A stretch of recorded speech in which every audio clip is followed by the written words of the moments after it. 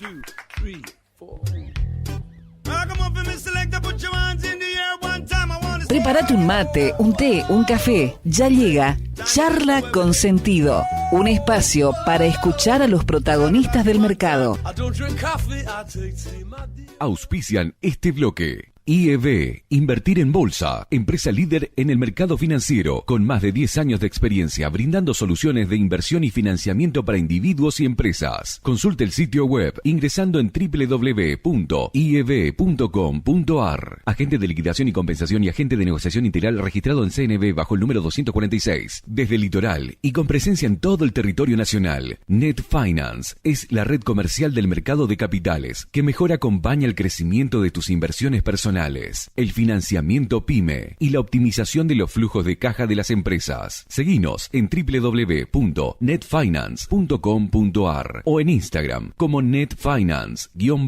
Para más información, agente productor del mercado de capitales registrado en CNB bajo el número 1158. Transporte Goichik SRL, más de 30 años de trayectoria, prestando servicio de transporte de media y larga distancia para cargas generales, paletizadas, bebidas y contenedores en todo el NEA y NOA y Round Trip a Buenos Aires. Transporte Goichik, Casa Central, Corrientes 41, Leandro en Alem, Misiones. Fontana Lubricentro levanta la bandera de que mantener tu vehículo en condiciones pase a ser un disfrute. Si no podés venir, no importa, buscamos tu auto, pero si lo traes, vas a disfrutar de una sala de espera donde te tomás un té, café o mate. Si venís con los chicos o bebés, hay cambiadores, juegos, tablet, para mirar la tele y más. Fontana Lubricentro, por tu derecho a tener tu auto bien y disfrutar hasta cuando está en el servicio. Libertad y Neuquén, Oberá Misiones.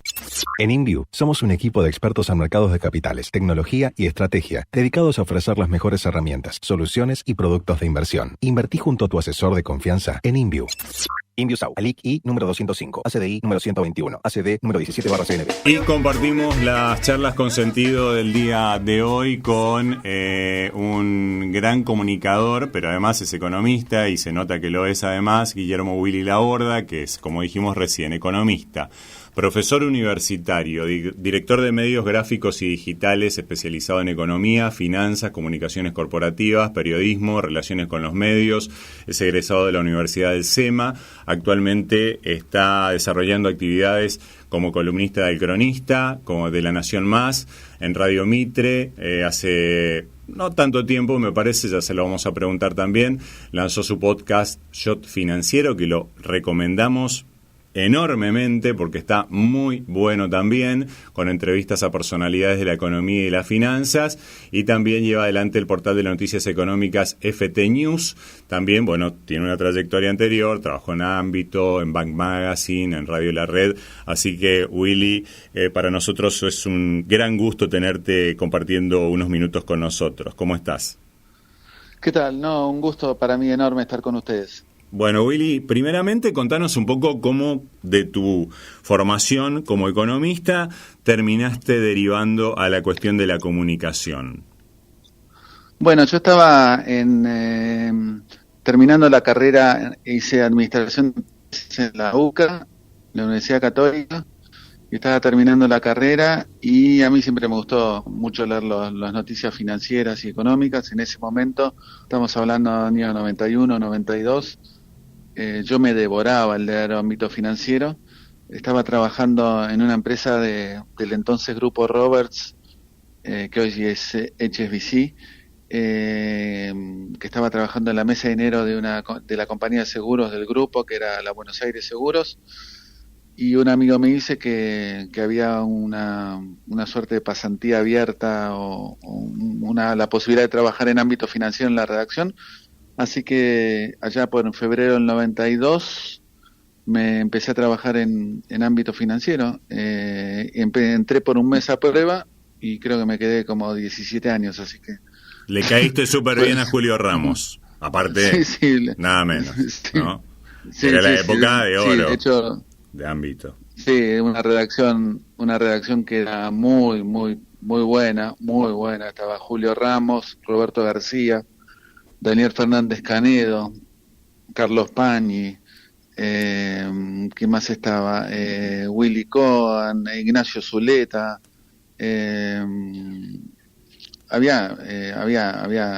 Estaba Horacio Lachman, Gail Scriven, estaba en la parte internacionales. Julio Ramos era, la verdad, un gran formador de equipos y la verdad que entré ahí y me apasionó ya directamente el periodismo y a los 2 años ya abandonaba todo lo que era no periodismo y me quedaba volcado ahí, y ahí empecé en paralelo, que me lo pagó la fundación de Gabriel y Darío Ramos, que eran los hijos fallecidos de Julio Ramos. Me pagaron el posgrado en economía en la UCEMA. Ah, mira vos, qué linda historia, ¿no? Que se nota que la recordás realmente con mucho cariño, ¿no? Sí, con agradecimiento, porque sí, porque te capacita la empresa y apuesta a vos, y digamos que se hagan cargo de un posgrado, con lo que cuesta un posgrado, en ese entonces y hoy mismo, como lo que cuesta un posgrado, siempre, la verdad, eternamente agradecido a Julio Ramos. Qué lindo también tener esa actitud, Willy, teniendo en cuenta también de que, bueno, tenés una trayectoria muy significativa, también trabajás en medios muy importantes en el día de hoy, y hay veces que, bueno, alguna gente no tiene tan en cuenta también el pasado, pero que lo recuerdes y lo hagas con ese agradecimiento es algo que de alguna manera también nos ilustra sobre cómo sos vos como persona. Pero antes estuvo también lo económico, porque nosotros también tratamos, digamos, de promover acá un poco la vocación por lo económico entre los jóvenes, para que se inclinen por cuestiones que tengan que ver con lo económico, con la administración. Antes estuvo eso también. ¿Siempre te gustó o fue algo que te encontraste por ahí antes de ingresar a la facultad? No, siempre me interesó mucho, primero de la parte de mercados, y después ya como gran parte de lo que sucedía en mercados dependía de conocimientos económicos. Me volqué a la economía en general y realmente por ese fue mi sendero. Creo que en realidad uno nunca termina de estudiar o capacitarse, ¿no? Nada más allá de algún papel o diploma que consiga a lo largo de la carrera, es como que siempre estás estudiando o aprendiendo, y sobre todo, aparte, porque las diferentes ciencias, incluso la economía, que es una ciencia social, también va evolucionando o avanzando o extendiendo, si querés, la frontera de conocimiento. Así que nada, qué sé yo, siempre me gustó y me sigue gustando mucho leer y de vuelta, no es que uno cuando termina una carrera o le dan un papelito, el diploma, sino que vas siempre aprendiendo. Y el periodismo en cierta medida también te permite ese aprendizaje constante, porque podés ir entrevistando a diferentes personas y de hecho el periodismo es lo que tiene bueno, el periodismo económico lo que tiene bueno es eso, ¿no? Que llegás a personas que de otra manera te son inaccesibles a vos. Qué sé yo llegué a entrevistar a un secretario del Tesoro norteamericano, que era Larry Summers, entrevistás a premios Nobel, entrevistás a los principales economistas de la Argentina como si nada, y hablás con ellos como si nada. O sea, creo que el periodismo económico, si lo aprovechás, te da esa ventaja de seguir aprendiendo en función de tu trabajo diario que realizás, ¿no? Totalmente, y aparte una cosa que también destaco de tu podcast de Shot Financiero, que está, reitero, muy bueno, lo recomiendo nuevamente, es que vos le preguntás también a tus entrevistados sobre qué le recomiendan a los jóvenes que se dedican a estudiar economía respecto de poder irse al exterior, de qué cursos tomar, de qué posgrados hacer. Así que bueno, vos también tratás de fomentar esa vocación, digamos, por seguir aprendiendo, ¿no? Sí, yo creo que incluso si ves los problemas argentinos de hoy y que también están entrelazados. Mira, justo ayer leía un paper, un trabajo de Calvo, que hablaba de la importancia también de la educación, pero de la educación también económica de los argentinos, ¿no? No solo la educación en general, sino la educación económica, ¿no?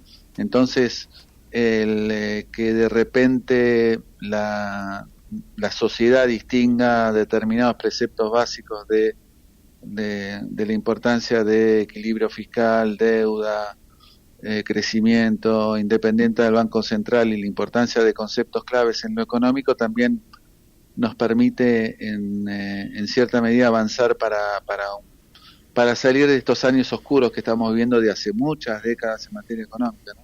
Totalmente. Bueno, primeramente, o sea, ya antes de meternos en temas por ahí muy finitos de coyuntura, pero que también a su vez marcan por ahí lo más caliente de la agenda, sobre todo después de haberse dado a conocer ayer el acuerdo entre la Argentina y el Fondo Monetario Internacional, te pregunto en general sobre tu opinión acerca de cómo encaró las medidas económicas el gobierno de Javier Milei, el ministro de Economía Luis Caputo, qué evaluación haces hasta acá de cómo se vinieron tratando de llevar adelante las cosas, las políticas.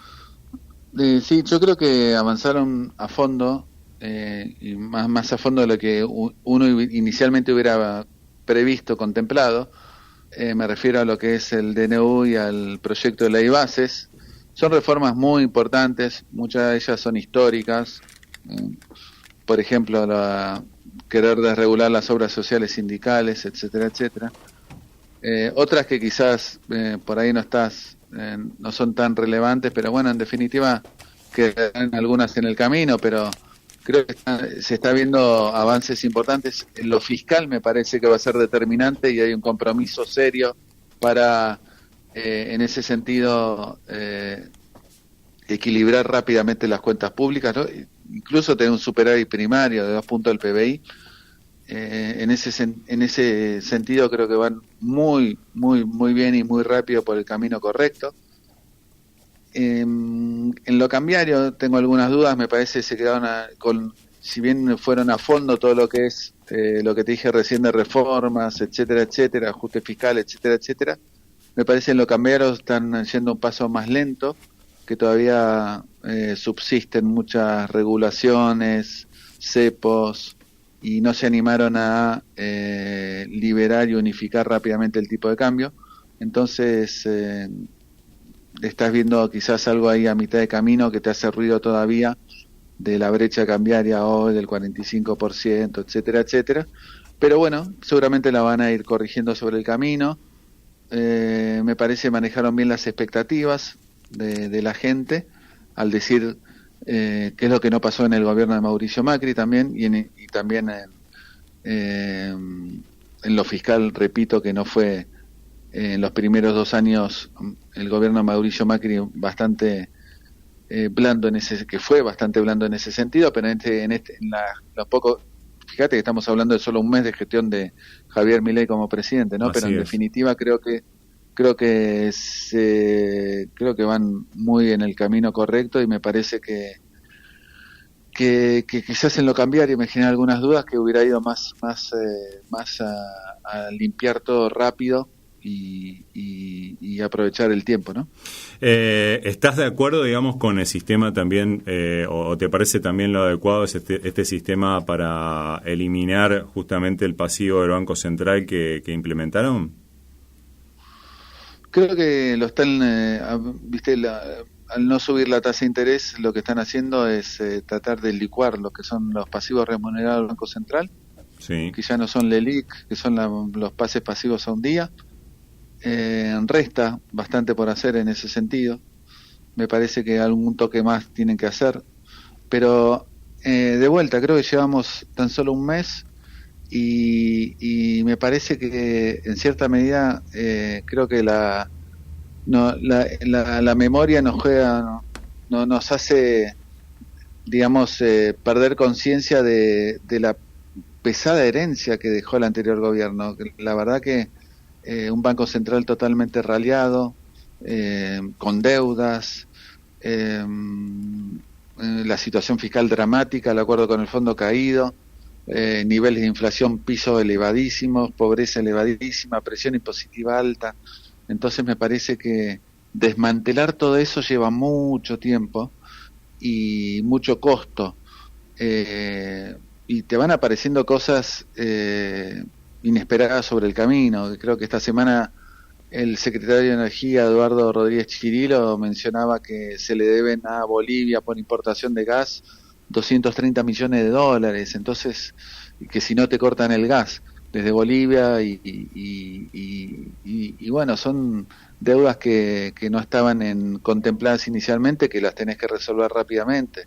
Entonces me parece que en eso está en el actual equipo económico está trabajando en eso. Me parece, quizás en algunas cosas uno no está tan de acuerdo, otras sí, pero me parece van por el camino correcto, y me parece que la sociedad en cierta medida estaba preparada para soportar unos primeros meses de sofocones, si querés, lamentablemente, que ya viene soportando hace varios años ya, pero bueno, por el momento le da bastante crédito a estos primeros meses de la gestión de Javier Milei. Por lo que vemos en las encuestas, todavía sigue gozando de ese crédito que vos mencionás, tal cual.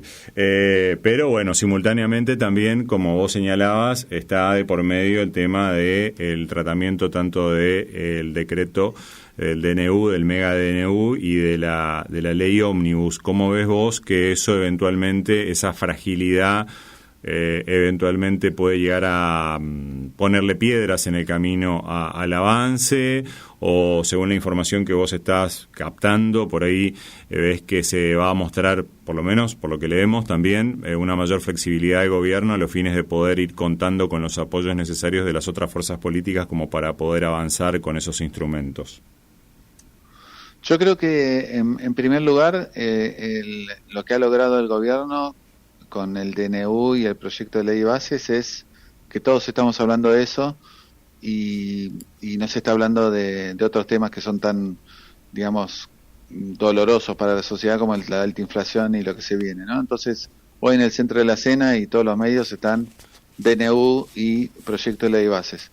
Y en el proyecto de ley de bases creo que van a quedar algunas cosas en el camino, otras salen, pero creo que el gobierno básicamente tiene puesto el ojo sobre todo en lo que es la suba de los impuestos, las retenciones me refiero, y el blanqueo. Después veremos qué pasa con el resto, pero en definitiva creo que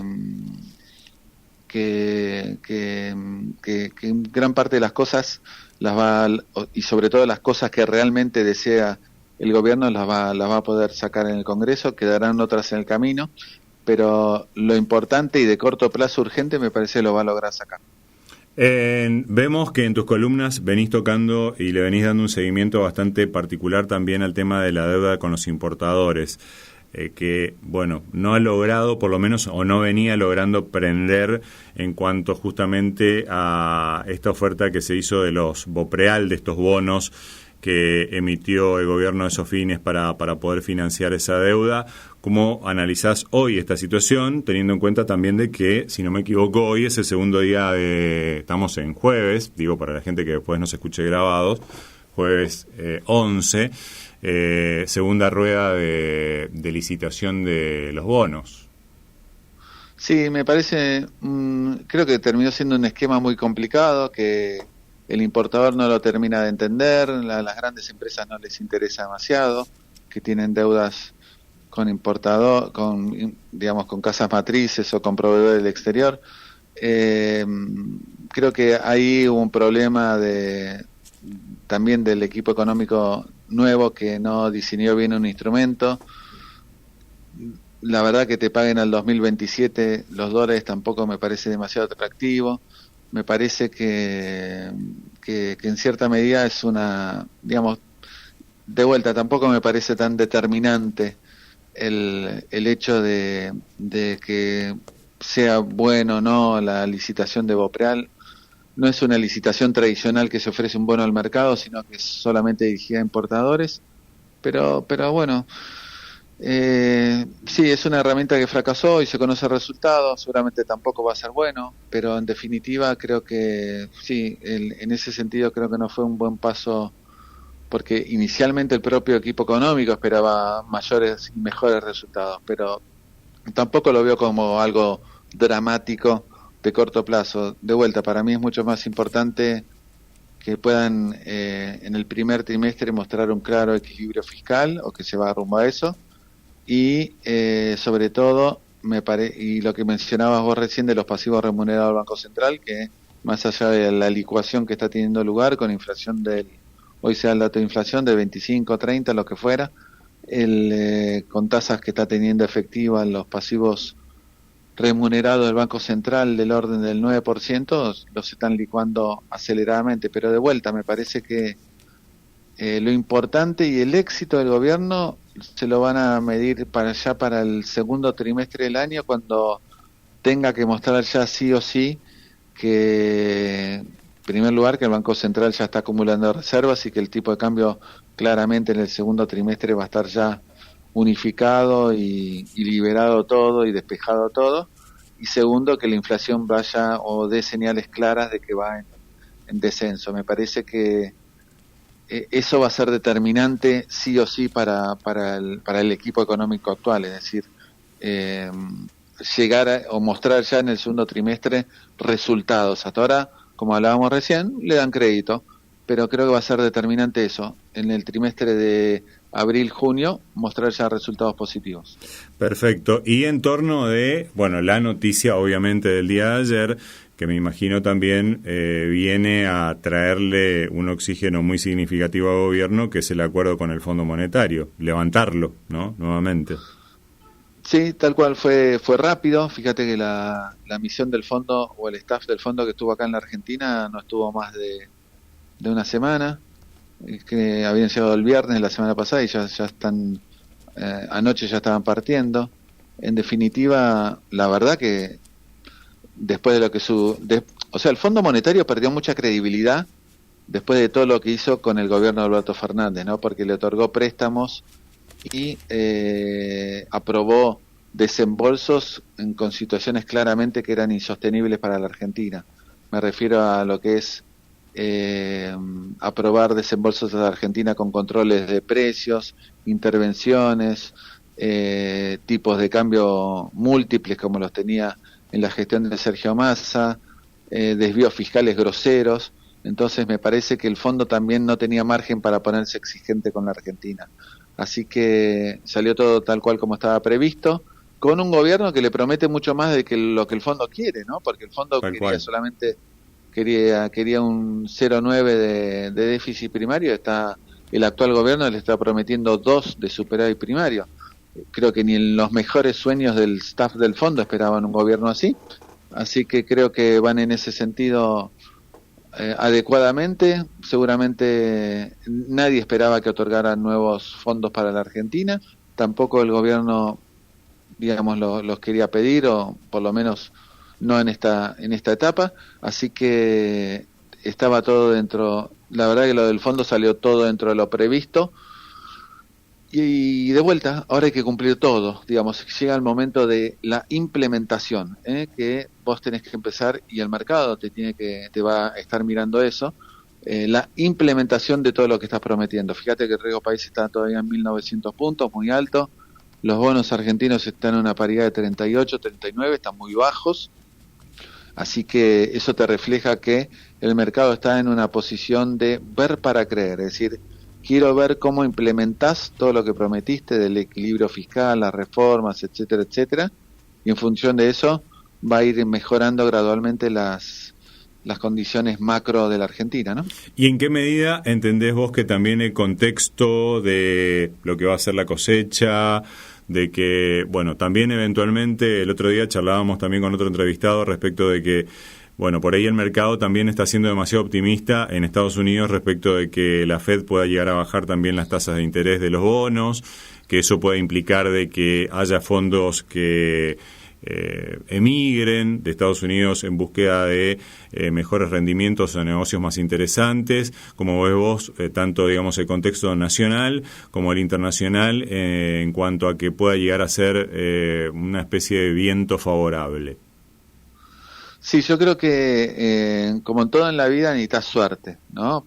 Cualquier plan económico, como todo en proyecto, necesitas suerte. Y en ese sentido, me parece que Javier Milei, por lo menos en este primer año, está contando con cierto viento en popa por lo que es el ciclo de tasas en Estados Unidos y también relacionado con ello, lo que son los precios de los commodities y lo que no está relacionado con ello, que es el clima para lo que es la cosecha de la Argentina. Así que te diría que desde lo financiero hay fondos que están yendo nuevamente para los mercados emergentes.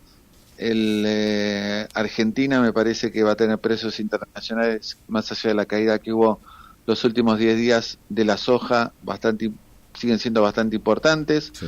La mejora del tipo de cambio ayuda obviamente mucho para el sector, podría ser mejor, pero ayuda claramente. Y el clima viene ayudando por el momento, así que creo que están dadas todas las condiciones para que por lo menos esos factores que están ajenos al control de cualquier gobierno, por lo menos esos factores están jugando a favor, ¿no? Imagínate, por ejemplo, si lo que hubiera sucedido si en el primer año de un nuevo gobierno, en este de Javier Milei, hubieras tenido una sequía como la que tuviste el año pasado. Entonces, iba a ser desastroso, claramente. Sí. Y anda a explicarle a la gente que, digamos, que tenés que pedirle mucho más sacrificio de lo originalmente que lo originalmente le tenés que pedir, fruto de una sequía. Pero bueno, en definitiva, por lo menos hasta ahora, todo juega lo que es, digamos, variables que no controla un gobierno, están jugando a favor. Estamos charlando con Willy Laborda, Guillermo Willy Laborda, muy conocido periodista, economista también, y bueno, con participación en distintos medios de comunicación. Willy, también, bueno, te pregunto al respecto de eso, teniendo en cuenta de que hoy se va a dar el índice de inflación, que como decís vos, dependiendo de las consultoras, estará oscilando entre el 25 y 30%, es algo que le pesa mucho en la economía diaria a la gente. De tu charla con especialistas, con consultores, con economistas, en torno a ese ver los resultados, puede llegar a entenderse también de que en ese trimestre podremos ver al menos una meseta en lo que tiene que ver también con lo inflacionario. Yo creo que sí, deberíamos. Yo creo que primero hay que consignar lo que dejó el anterior gobierno. Dejó mucha inflación reprimida. El modus operandi del anterior gobierno, y en realidad de todo lo que fue el kirchnerismo, en todas sus gestiones, fue siempre de tener déficit fiscal, emitir dinero, generar alta inflación, y una vez que había alta inflación, controlar todos los precios que tenía a mano, y eso son tarifas, naftas, prepagas, el dólar oficial que lo controlaban perdiendo reserva del Banco Central. Bueno, y la situación que se recibió el año pasado, por lo menos que dejó el anterior gobierno, fue una inflación ya de por sí alta, que venía ya navegando al 12% de suba mensual todos los precios, y una brecha cambiaria que era del orden del 150%.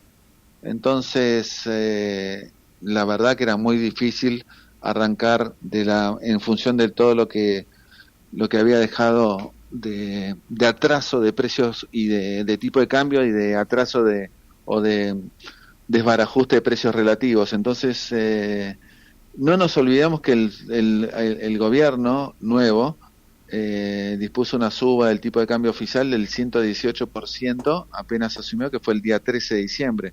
Entonces, que la inflación sea, ponerle 30 este mes y otro 25 o 30 el que viene, digamos, la estaría sacando en cierta medida, si querés, barata, lo que se denomina el pass-through, o sea, el traslado a precios de la devaluación no sería tan alto como uno inicialmente hubiera esperado. Pero bueno, veremos lo que da a conocer el INDEC. Claro está que estás viviendo una situación horrible en materia económica. De vuelta, la herencia me parece que fue recibida fue muy muy pesada. Entonces tenés alta inflación y caída de la actividad. Entonces creo que por el lado también de la caída de la actividad que estás viendo, también morigera el aumento de los precios. Entonces creo que vas a tener lo que te decía, el pass-through, que va a ser bastante menos del que todos se imaginan. Sí, de hecho, a ver, ya vimos varias correcciones a la baja, como consecuencia también de la desaparición de la demanda, de la caída real también de los salarios. Metámonos un poquitito ya para ir redondeando, Willy, y agradeciéndote mucho por tu tiempo en el tema de mercados. ¿Cómo ves el mercado argentino, que es un mercado relativamente pequeño? Bueno, venimos hablando también con distintas personas y especialistas en este tema de que, bueno, hay que promoverlo, hay que agrandarlo, hay que tratar de que más empresas también participen de lo que es el panel del Merval, pero como ves en general también el rendimiento de lo que tiene que ver con el equity argentino. Mira, yo creo que el mercado argentino es chiquitísimo y lo comparás contra otros mercados de la región y es insignificante. Es otro de la destrucción que han hecho los últimos gobiernos. Empresas que estaban cotizando, que se fueron, que bajaron, destruyeron el ahorro, digamos. Acordate que al estatizar las AFJP ya no quedan grandes agentes o mecanismos de ahorro en Argentina. Entonces, el mercado argentino sigue siendo muy chico. Esperemos que ahora, retome el interés con una visión de un gobierno más pro mercado. Y cuando digo pro mercado es pro empresas, pro consumidor también. Y en ese sentido, creo que va a llevar bastantes años de volver a desarrollar fuerte el mercado de capitales argentinos. Todavía tenés de vuelta, de corto plazo, tenés que dar vuelta a todas esas normas, esa catarata de regulaciones que tiene la operatoria del dólar en la bolsa. Tenés que dar vuelta a todo ese tipo de mecanismos ideados y perpetrados por el anterior gobierno. Entonces, yo creo que quizás para el segundo semestre del año tengas un mejor panorama para lo que es el equity y la Argentina, que de todas maneras le vino dando bastantes satisfacciones al gobierno, pero de todas maneras también hay que consignar que dependemos mucho, tanto para la tendencia, a eso me refiero, de lo que van a ser las acciones argentinas, de cuánto suceda en el exterior. Creo que hoy por hoy hay una situación más calma en lo que es bolsa o acciones en mercados emergentes, pero creo que también hubo un festival en los últimos 2 o 3 meses del 2023. Creo que ahora está habiendo un suerte de reacomodamiento de precios tras esa fuerte suba que hubo en todas las acciones de mercados emergentes y de los principales mercados, el S&P, el Nasdaq, etcétera, en Nueva York, pero creo que va a seguir siendo un buen año para mercados emergentes y Argentina en especial dentro de mercados emergentes. Quizá en Argentina lo veamos más en función de lo que hablábamos antes y del éxito del programa económico, más desde el segundo trimestre en adelante. De vuelta, hoy para mí la posición de todo inversor sobre Argentina es ver para creer, es decir, quiero ver cómo implementan todo. Sigue habiendo mucho cepo, así que mucho dólar del exterior, dudo que entre demasiado, así que creo que vamos a tener este primer trimestre de ver para creer, y en función de lo que vaya y los avances que vaya logrando el nuevo gobierno, habrá nuevas subas en bonos y acciones a partir del segundo trimestre. Bueno, y para redondear, acá lo personalizo también, hablando del mismo tema, y como para que nos cuentes un poco tus gustos sobre inversión. ¿Cuál es tu perfil, Willy? ¿Hacia dónde va la inversión de Willy Laborda? ¿Es agresivo, es moderado, es conservador? ¿Le gustan más las acciones? ¿Le gustan más los bonos? ¿Por dónde pasa, tu posición personal, fundamentalmente? No, yo soy más, me gusta más la renta fija, los bonos. Creo que acciones, no domino mucho el mercado, tenés que conocer mucho de las empresas y de la situación del mercado accionario en general y global. Me gusta más apostar a rendimientos cuando veo oportunidades que les veo una alta o una relación adecuada entre lo que es el precio y el riesgo. Creo que Argentina en estos momentos o siempre viene dando movimientos bruscos entre los valores de los bonos argentinos que te permiten o te dan ciertas oportunidades de capturar algunos rendimientos elevados. Yo creo que, por ejemplo, los bonos argentinos siguen estando a precios baratos, pero claro, en el interín puede estar a precios, los próximos 2 o 3 meses pueden seguir estando los mismos precios o incluso algo más para abajo. pero estás viendo, digamos, paridades muy bajas aún después de la suba que tuvo a fin del año pasado los bonos argentinos, pero ponele, no sé, los bonos argentinos están en paridades del 38%. Cuando Martín Guzmán hizo la reestructuración de la deuda, que todo el mundo decía que exitoso, ya estaban en 44%. Claro. Es decir, yo creo que si el éxito, si el gobierno actual consolida esa imagen de equilibrio fiscal y avances en algunas de las reformas que realmente de corto plazo necesita la Argentina, yo creo que la paridad de esos bonos argentinos puede ir de vuelta arriba de las que estaban en los momentos de la reestructuración de mediados del 2020 de Martín Guzmán. Así que creo que de vuelta, en lo personal me defino más como más conservador, más digamos conocedor de renta fija. El mercado de América Latina también te ofrece muchas opciones de renta fija atractivos. El mercado corporativo argentino te ofrece muchas oportunidades también de renta fija. Claro, creo que ayer salió claro. Creo que ayer salió una colocación de YPF, que si mal no me equivoco, creo que tenía 9,5 de tasa. Es decir, creo que si vas viendo diferentes oportunidades y ves formas como para capturar con bajo riesgo rendimientos importantes. Y eso, digamos, yo en lo personal lo percibo más en renta fija que en acciones que no domino tanto o que casi ni domino. O sea que para vos, como para redondear también y como última pregunta, el refugio más interesante o por lo menos más seguro estaría por ahí en cuanto a la inversión y al ahorro. En renta fija a mí por lo menos me la domino más y me siento más seguro y en definitiva de eso se trata las inversiones que uno hace en materia personal, ¿no? Y, ir a los activos donde uno más se sienta seguro y creo, como me decía el doctor Juan Carlos de Pablo, ¿no? La mejor inversión es la que te deja dormir más tranquilo. Tal cual, ¿no? Tal cual, totalmente. Willy, bueno, ¿te sentiste cómodo? Sí, la verdad un gustazo, bueno. Un enorme placer estar con ustedes y a disposición, va a ser un honor siempre estar dialogando con ustedes. Bueno, te vamos a tomar el compromiso y te agradecemos mucho por este momento que nos brindaste, muy amable. No, un placer. Para nosotros también. Que tengas una buena jornada.